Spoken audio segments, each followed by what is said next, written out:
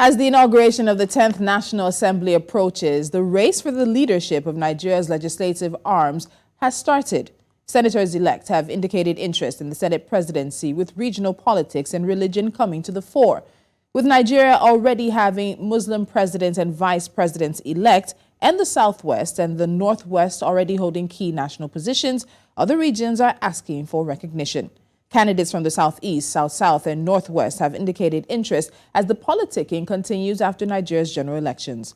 While the All Progressives Congress has not made any decision on zoning of the National Assembly's leadership, there are more than enough opinions and suggestions to go round. Public Affairs Analyst Segun Sopitan joins me now as we delve into this issue. Segun, welcome to Politics HQ. Thank you so much for joining me.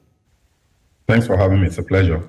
So at the heart of the conversation that's happening right now is zoning, and it's a conversation and it's a controversy starter anytime it comes up. And we've seen it as a consideration at the highest level with the presidency. We've also seen it as a consideration even when it comes to governorship elections. But in truth, let's ask ourselves, has zoning achieved for Nigeria as a whole, or even for states, what many of its supporters say it should achieve, a sense of belonging, a rotation of power? Well, I have never really been a supporter of any type of consideration other than merit when we pick our leaders as a country. I've always thought that, the fastest way to progress will be to just simply put the best hands, forward for various leadership roles that we have across the country. However, one does have to be realistic and maybe pragmatic and recognize that given our checkered history, whether you want to look at it from the point of view of the Civil War or the various military interventions over the decades, it might not be, it might be wise to perhaps allow some of these things as a necessary evil.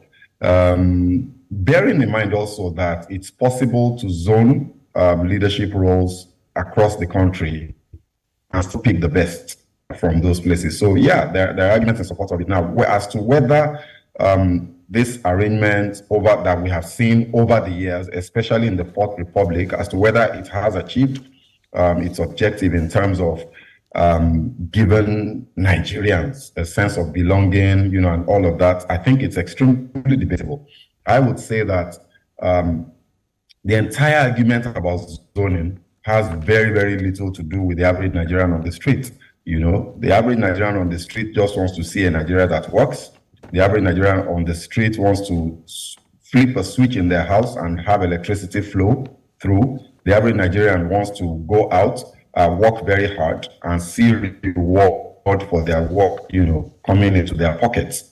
Very few of them actually benefit directly from whatever, that phrase sense of belonging means when it comes to the fact that somebody from your zone or somebody from your town or somebody from your ethnic group or religious is in leadership, So I really don't think that as far as Nigerians are concerned, this has worked. I think this entire arrangement is all about the political class and whose turn it will be to perhaps, have access to power. So you've laid a bit of a historical context in terms of where zoning has come into Nigeria's conversation. But I think I'd also have to ask, do you think it still has a place in Nigeria's democracy in 2023? In this 21st century, with a democracy that's 24 years old now, uninterrupted democracy at this point in time, should we still even be having conversations where zoning is even a factor? Have we done enough to lay a democracy that allows merit and capacity and competence to come to the fore?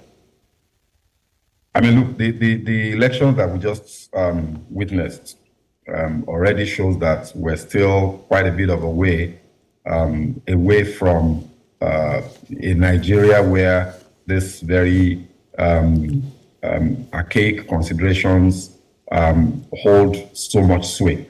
I think we're still quite a bit of a way because you see, during the elections, we saw how ethnicity and religion became very, very sharp dividing lines and became almost battle cries across the entire country. So yes, it's unfortunate, that this is, like you say, this is the 21st century. with all of the technology out there, with all of the potential for Nigeria to do so well, we're still stuck in this terrible, archaic idea or practice of selecting our leaders based on where they're from and who they worship or what they worship. It's unfortunately our reality. And, our leadership selection process, as flawed as it is, unfortunately will keep us trapped in that, because, if you have people who mean well and who do well every time that they have access to power, then these considerations will not be important. If you have illiteracy eradicated, maybe reduced, you can't really eradicate it, but maybe reduced as much as possible, then the thinking capacity of the population and of the voters and of the citizens would increase to the point where they can then interrogate this concept and realize that it's not about them. But we're not there yet, Tolu. It's unfortunate, but our reality today is that these things are always going to be a consideration, going into the near future. All right, so let's look at that consideration, because we are about maybe 8 or so weeks away from the inauguration of this National Assembly as well as a new president. So let's look at what's floating around. So Senator Ali Ndume of the APC believes his party should leave the leadership of the incoming 10th National Assembly open and not zone it. Then we also have a former Minister of Mines and Steel Development, Abubakar Buhari, who says that APC should zone the Senate presidency to the North Central geopolitical zone, and that this would help the region address the issues of insecurity, poor infrastructure, and other forms of economic sabotage. Some have even said the Northwest should be left out of consideration because the region has produced 4 speakers since 1999. And there are those simply calling for a religious and not regional balance in this selection. So when you weigh some of the things and the suggestions that are going around versus zone, don't zone, zone to this place, put it as a religious zoning, not regional, where do we see the interests of Nigerians? Where do we see the overarching responsibility of what it's supposed to be for the National Assembly sort of come out in these conversations that are being had now? I mean, look, first of all, I think we even have to Nigerian have to ask the question,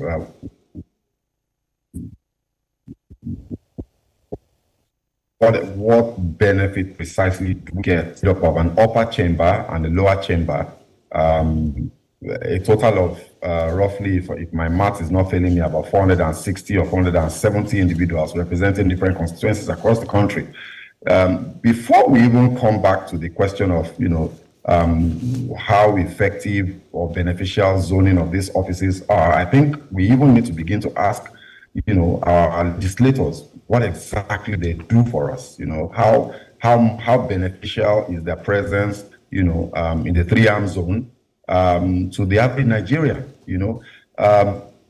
They are supposed to make laws. One, they are supposed to provide oversight responsibilities, especially for the executive. To ensure that the executive is fulfilling its promises to their constituents.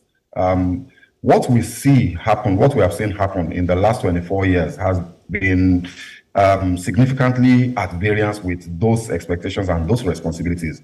So as far as I'm concerned, these political considerations as to, whether the Senate President or the House of Reps Speaker should be a Muslim or should be a Christian or should come from the North or from the South, Northwest and all that. Honestly, it's not a conversation that really excites me. I think that as long as we continue to conduct to this, we continue to do ourselves a disservice. We need to hold these guys accountable. There are so many scandals and so many scandalous practices that continue to emerge from the National Assembly, and that some of their former members have called them out on, and they've sidestepped those things. They've never really quite addressed them or stopped those practices. For example, the allowances that they draw by themselves, making the rules for themselves that perhaps are outside of the ambit of the law.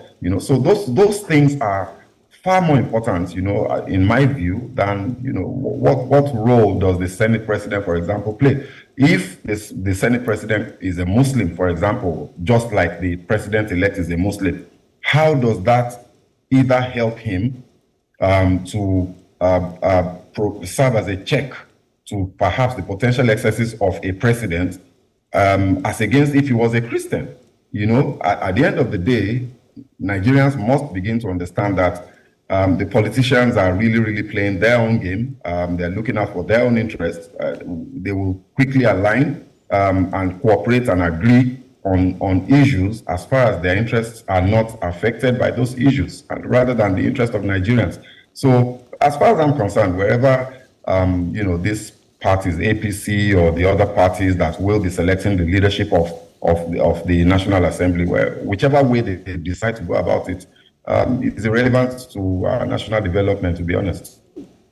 So, Segun, because we'll be wrapping up now, beyond the tussle for the leadership of the National Assembly, and you've mentioned checks and balances, which leads me naturally to my next question, the expectations of this incoming 10th National Assembly. So the APC has maintained control of the House and the Senate, but we know that the Labour Party has made some inroads, but not enough of a number to really constitute something where there'd have to be some kind of politicking and handshaking over the aisle. And then the PDP, of course, is still in the picture. So when you look at the criticisms of the 9th National Assembly in terms of almost acceding to President Buhari's every request and possibly not being enough of checks and balances on the power of the executive, do you think Nigerians should expect more of the same given the APC's dominance of the National Assembly? And putting into fact, of course, that the party's National Executive Committee is expected to meet sometime this month to take a position on this particular issue, your expectation for what will come from that meeting as well, as we wrap up? Well, I think it's a very positive thing that for the first time in our recent history, in the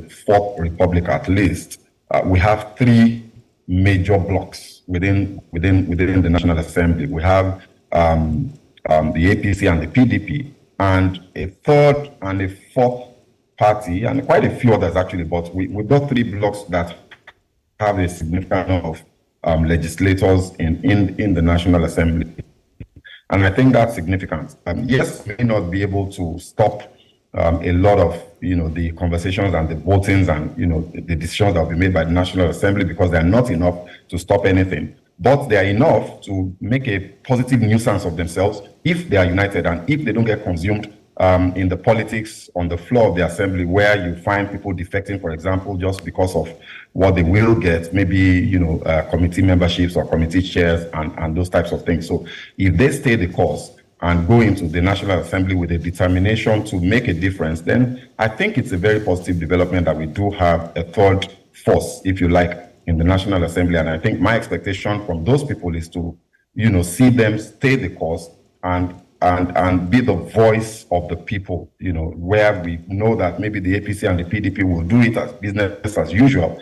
We would like to see a Labour Party and maybe an NNPP, legislator speaking to the people genuinely, and if that happens, then they can get rewarded in the next elections, for example. So the ball is really, to be honest, in their court.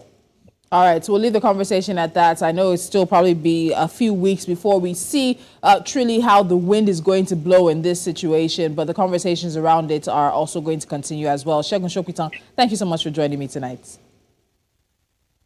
It's always a pleasure. Thanks for having me. Thank you. me.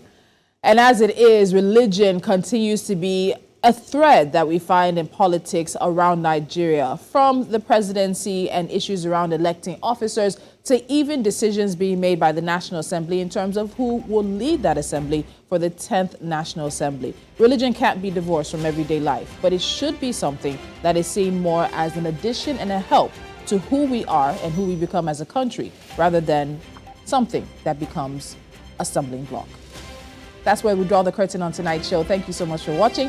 Don't forget that this is News Central, where we keep Africa first. I'm Tolu Lokwe Adileru Balogun. Do have a pleasant evening.